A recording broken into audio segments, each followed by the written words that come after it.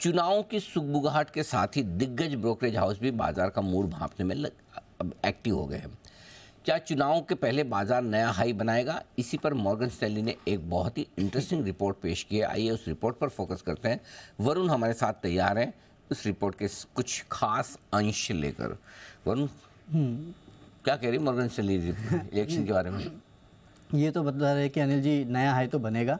अच्छा। और लेवल्स भी इन्होंने बता दी। इनका कहना है कि इलेक्शन डेट्स तक कम से कम 10% के आसपास की रैली आपको मार्केट में देखने में यहाँ से इलेक्शन की डेट्स तक या डेट अनाउंस होने तक? डेट तब तक इलेक्शंस चलेंगे ना। हाँ, तब तक हाँ, ओके। तो तब तक आपको 10% की रैली देखने मिलेगी मार्केट में।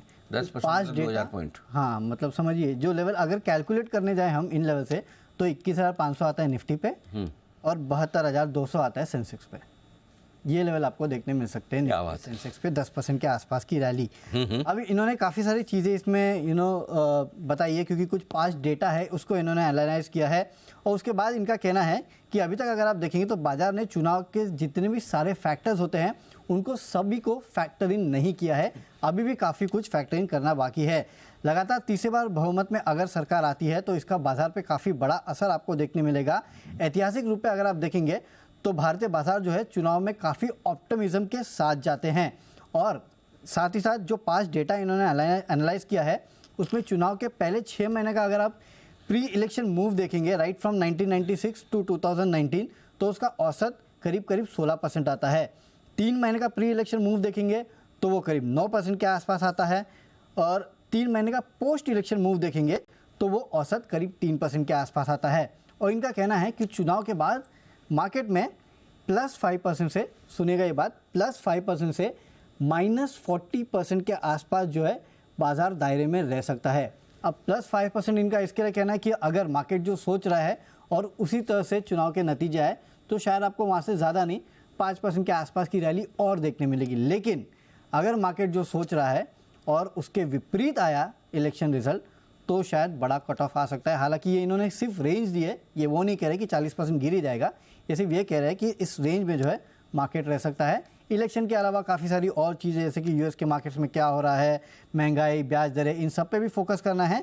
लेकिन अगले 6-8 महीने तक इलेक्शन बड़ा फोकस होगा और धीरे धीरे करके मार्केट इसको फैक्टर इन करना शुरू करेगा।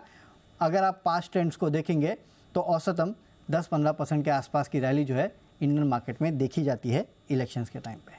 इलेक्शन के पहले 10 से 15%। चोपड़ा साहब, ये मॉर्गन स्टैनली वाले सही कह रहे?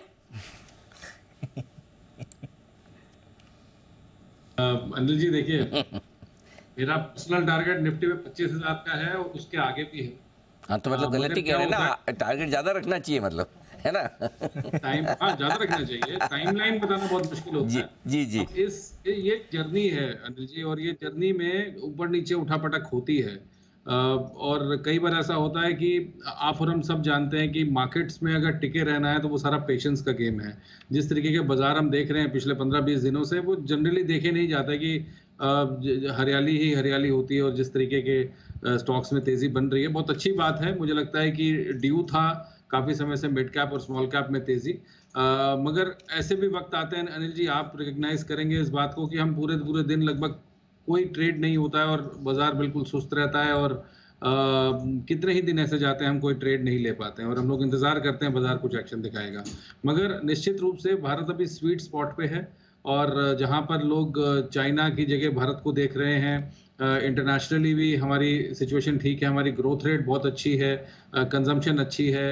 और जिस तरीके के हमारे जीडीपी के आंकड़े हैं वो मुझे लगता है कि किसी भी ऐसे बड़े देश के नहीं हैं पूरी दुनिया में। तो कहीं ना कहीं हम एक स्वीट स्पॉट पे हैं। और जो अच्छी कंपनीज हैं, मैं दोबारा बोलना चाहता हूँ, जो अच्छी कंपनीज है वहाँ पे आपको बहुत अच्छी तेजी देखने को मिलेगी।